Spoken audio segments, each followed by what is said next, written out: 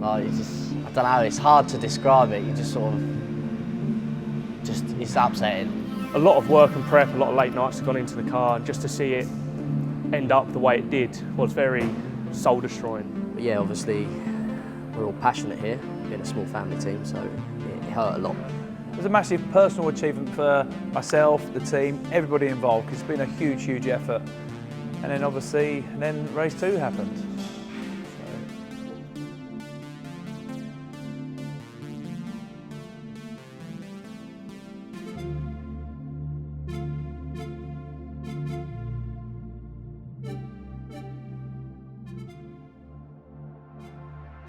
My name's Tony Gilham, team owner of Team Hard Racing.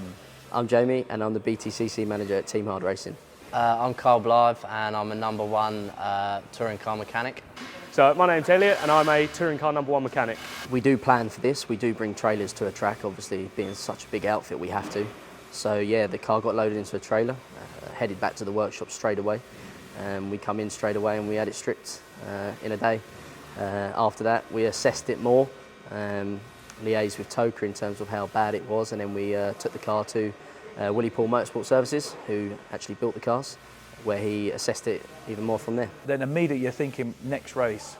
Now, in normal circumstances, it'll be, okay, well, we're going to order some new panels, we'll check the cage. Willie was there, Willie Poole, who's been mega building the cars. He's now repaired the car, but backtracking to that stage, it's thinking, right, well, this is such a new car, we're going to struggle to get these panels. And by panels, I mean like the side skins, the exterior skin of the car that sits around the cage, so the metal work. So you're already assessing the situation, you're talking to the suppliers on site, RML, etc., and you're thinking, right, what are we going to need? And you literally create a list of all the bits that you need immediately, because you know that you've got to be out for the next round, you know you want to be out for the next round, you've got sponsors, drivers, you've got so many people that are watching, obviously all the public, we're going to have some fans at Snetterton. You don't let anybody down. So immediately you're assessing the situation, you're putting the list together of the parts that you need. Obviously there's a cost element that comes into it, so you're thinking, oh right, we've got to cash flow this, blah, blah, blah, and it puts a huge strain on the whole operation. What's the process that you and the team are going to go through from now on? Yeah, so it hasn't really gone to plan. We've had sort of a 4-week break, which has been great really, so we can actually reset and go again from Thruxton. But yeah, regarding Glynn's car, it hasn't gone to plan. We've really struggled with parts. Being such a new car, it's been really difficult to get the parts from Spain, Brexit, COVID, whatever you want to blame. So yeah, it's been really, really difficult. We left it as late as we possibly could to get the panels before we actually repaired what we had. So yeah, we're currently sat here now with 3 days to build it, shall we say. So. It was brought back to the workshop, basically as quick as we could. Within a day, it was stripped down to a bare chassis. All the parts were thrown away that needed to be thrown away. Everything that could be kept was crack tested and approved, just to make sure we could use them again. Then it was sent straight to the chassis builders to be inspected to make sure the chassis was straight and the roll cage was all intact. It was then put on the jig. We sent all the new parts up, new sides, new roof. Anything that was damaged was replaced to make it brand new again for Snetterton. We didn't have a straight side on it, unfortunately. So, yeah. You mentioned there the cost. It's a horrible question, but people watching are going to want to know, do you have an indicative pounds and pennies? We're definitely going to be approaching 6 figures. The initial assessment was, we could maybe just do this or just do that. Unfortunately, what's happened was, which has made it slightly more expensive than we initially thought, we ordered the parts, and like the side panels, they came in and they wasn't quite correct for the car because it's less than a year old.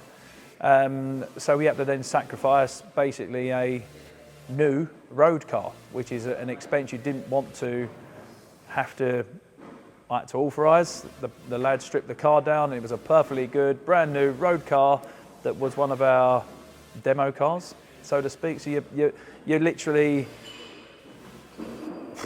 how can I put it, you're sacrificing 20 grand's worth of road car for a £300 or £400 side panel. So that's very frustrating, but that's what you got to do to get back out. It's a lot that goes into these cars. I mean, we took months and months to build them the first time, so we're going to have a couple of days to build it again from exactly the same position as what we started back in December.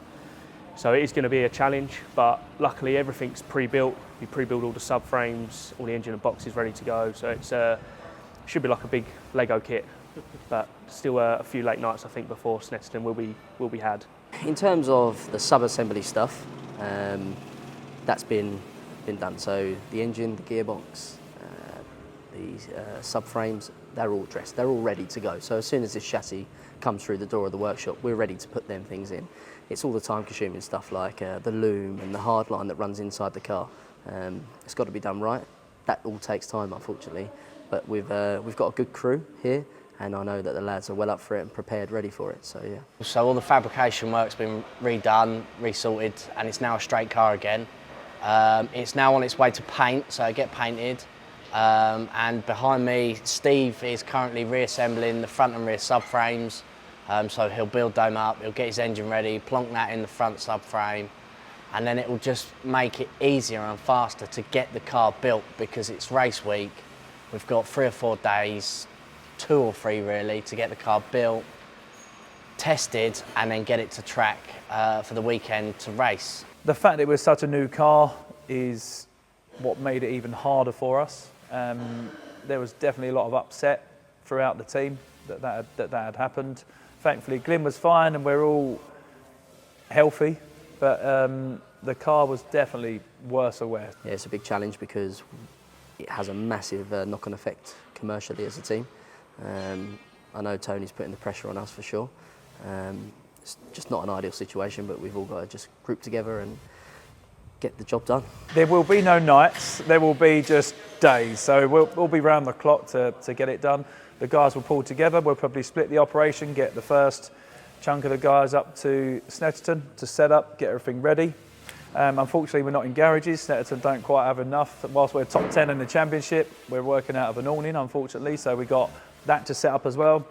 We got Carrera Cup out for the first time, we got Ginetta Super Cup, we got minis. It's a massive operation and it's really going to test us, but that's the challenge. That's what we're here to do. We're here to do the best job possible, to give the best cars possible to the drivers. And from Glynn's point of view, obviously he wants to have a strong weekend. So, backs to the wall. What are the key challenges to you and the crew? Staying awake through the late nights and being fed. No, it's just making sure that through the late nights everything is done right. Like we don't get overtired, so things don't get missed, and just keeping on top of it, just trying to keep morale up. We've got to bounce off each other in a good way, just to keep the spirit up and just to keep soldiering through because it's going to be some late nights. Much of the car's going to be new?